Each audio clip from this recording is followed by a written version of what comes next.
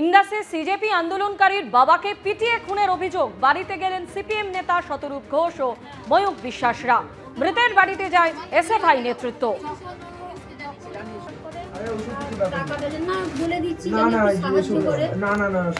টাকা চাইছি না, মানে আগের মতো শিক্ষিত দেশের যেন উন্নতি হয় সেটার চিন্তা করে, কারণ ওদের গোটা দেশ জুড়ে যেদিনকে ফিরেছে 27 তারিখ সেই দিন থেকে টার্গেট করে।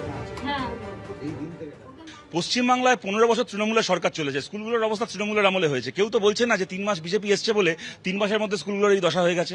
সুতরাং এখানে আব্দুল যে ছবি তুলে ধরছিল মানুষের সামনে, তা তো তৃণমূলের আমলে, মমতা ব্যানার্জির আমলে স্কুলের এই অবস্থার ছবি তুলে ধরছিল। বিজেপির রাগ হলো কেন যে তার বাবাকে পিটিয়ে মেরে ফেলতে হলো? তার কারণটা হচ্ছে বিজেপি চায় না শিক্ষা নিয়ে, সরকারি শিক্ষা নিয়ে, সরকারি স্বাস্থ্য ব্যবস্থা নিয়ে কথা হোক। এখানে যদি হিন্দু মুসলমান করতো, ইমাম ভাতা পুরোহিত ভাতা করতো, ওকে মাথায় তুলে রাখা হতো। যেরকমভাবে হুমায়ুন কবির দাঁড়িয়ে বললো আমি সমস্ত মুসলমানকে জড়ো করে বিজেপির মুর্শিদাবাদ জেলা সভাপতিকে গুম করে দেবো, খুঁজে পাওয়া যাবে না। শুভেন্দু অধিকারী বিধানসভায় দাঁড়িয়ে বললো যে হুমায়ুন কবিরকে গ্রেপ্তার করা হবে, ব্যবস্থা নেওয়া হবে। কি হলো? যারা ওই প্রোগ্রামে যারা মাইক বেঁধেছিল, যারা মাথা বেঁধেছিল, তারা গ্রেপ্তার হলো। আর হুমায়ুন কবির গিয়ে দেখি শুভেন্দু অধিকারীকে কমলা রঙের গোলাপ ফুল দিচ্ছে, না গোলাপি রঙের গোলাপ ফুল দিচ্ছে। হুমায়ুন কবিররা গ্রেপ্তার হবে না, কারণ ওরা হিন্দু মুসলমানের রাজনীতি করছিল।